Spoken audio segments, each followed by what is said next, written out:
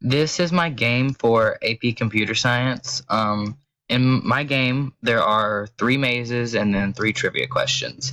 Each of them will give you, both the maze and the trivia questions will give you 2 points, so for a total of 12 points, but you only need 9 points to win.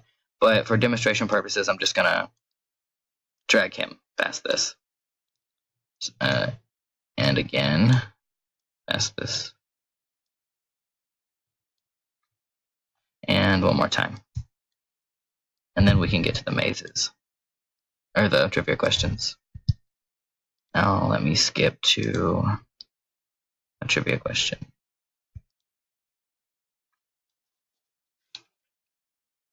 How many miles or how many yards are in a mile? The answer is 1. It gives you answers, and then you type in, and then you get 2 points if you get it right. I won.